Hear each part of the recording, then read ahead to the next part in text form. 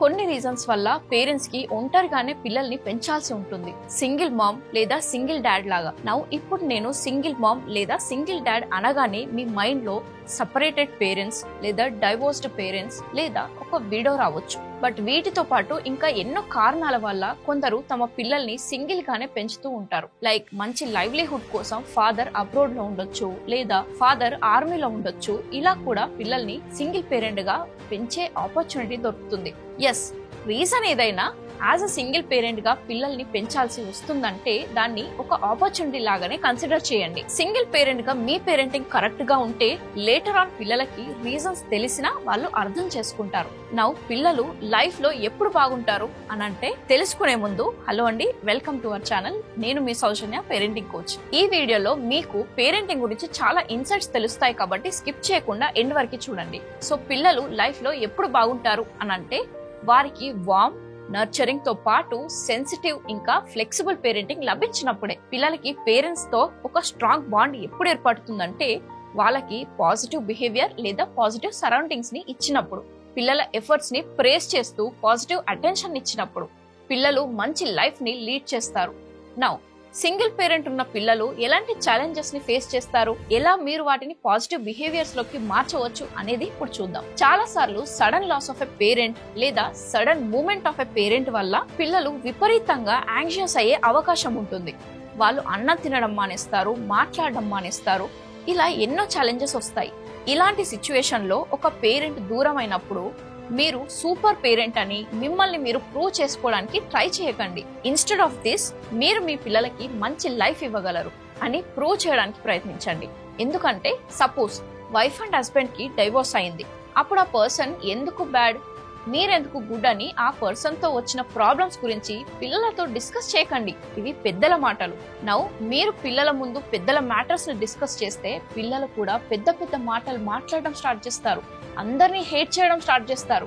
Care తీసుకుంటున్న single parent ని కూడా వన్స్ అపాన్ ఏ టైం పాయింట్ అవుట్ చేస్తారు. కాబట్టి వీటన్నిటిని పక్కన పెట్టి పిల్లలకి ఒక ఎంకరేజ్మెంట్ తో నిండి ఉన్న సెక్యూర్ ఎన్విరాన్మెంట్ ని ప్రొవైడ్ చేయండి. ఆల్సో సింగిల్ పేరెంట్ ని తమని తాము బ్లేమ్ చేసుకుంటూ ఉంటారు. ఆల్వేస్ అంతా నా వల్లే జరిగింది, నేనే తప్పు చేశాను అని ఇలా మిమ్మల్ని మీరు బ్లేమ్ చేసుకోవడం మానేయండి. ఎందుకంటే మీరు పిల్లల ముందు మీదే తప్పు అని ఫీల్ అయితే పిల్లలు కూడా కాన్సిక్వెన్సెస్ ని, రియాలిటీని తెలుసుకోకుండా మిమ్మల్ని బ్లేమ్ చేయడం స్టార్ట్ చేస్తారు.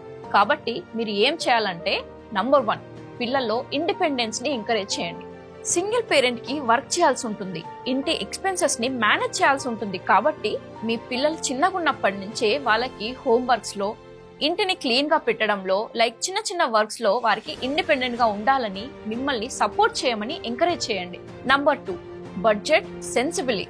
సింగిల్ పేరెంట్ కి మామ్ అండ్ డాడ్ ఇద్దరి లవ్ ని తమ పిల్లలకి ఇవ్వాల్సి ఉంటుంది. కాబట్టి మీరు ఓవర్ గా డబ్బులు స్పెండ్ చేసి ఓవర్ ఎక్స్పెండిచర్ తో చేయలేరు. మీ ఫైనాన్షియల్ కండిషన్స్ ఏంటి అనేది పిల్లలకి ఐడియా ఉంటే చాలా మంచిది. పిల్లలు దాన్ని అర్థం చేసుకుని మీతో రెస్పెక్ట్ఫుల్ గా కూడా ఉంటారు.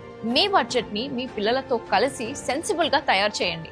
నంబర్ 3, మీకు మీ ఓన్ సపోర్ట్ గ్రూప్ ఉండడం చాలా బెటర్. ఈ సపోర్ట్ గ్రూప్ లో ఎవరు వస్తారని అంటే మీ ఫ్యామిలీ ఇంకా మీ ఫ్రెండ్స్ వస్తారు. నంబర్ 4, పిల్లలతో కలిసి లెర్నింగ్ క్లాసెస్ కి జాయిన్ అవ్వండి, లైక్ యోగా, మెడిటేషన్ ఇలాంటివి. నంబర్ 5, ఇది most important, nobody is perfect. ఈ వరల్డ్ లో ఏ పేరెంట్ కూడా పర్ఫెక్ట్ గా ఉండలేరు. కాబట్టి పర్ఫెక్షన్ అనేది మన ఎక్స్పీరియన్సెస్ వల్లే వస్తుంది.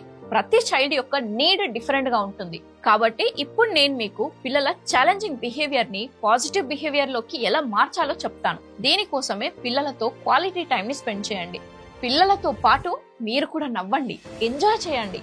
మీ పిల్లల్లో ఇంట్రెస్ట్ చూపించండి. మీ చైల్డ్ మీతో ఏదైనా చెప్తున్నప్పుడు కేర్ఫుల్ గా వినండి. ఇది చాలా క్రూషియల్. ఆల్సో హ్యాపీగా స్మైల్ చేస్తూ పిల్లలకి రోజు హక్ ఇవ్వండి. పిల్లల ఎఫర్ట్స్ ని ప్రేస్ చేయండి.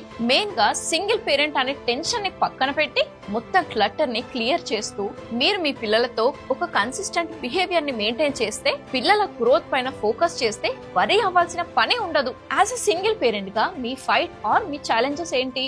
ఈ వరల్డా, లేకపోతే మీ పార్ట్నరా, లేదా మీ ప్రయారిటీ మీ పిల్లల? ఇలా మీరు మీ బ్యాటిల్ ని తెలివిగా చూస్ చేసుకోండి. మీరు మీ పిల్లలకి మంచి లైఫ్ ని అందించగలరు. మీ ఫైట్ ని మీరే గెలవాలి. కాబట్టి బ్లేమ్ చేయడం, కర్స్ చేయడం, పిల్లల మైండ్ లో రాంగ్ థింగ్స్ ని ఫీడ్ చేయడం మానేసేయండి. పిల్లల ఓన్ లైఫ్ కూడా ఉంటుంది కదా. పిల్లల లైఫ్ బాగుండాలి అంటే హ్యాపీనెస్ ఈస్ ద కీ అన్నమాట.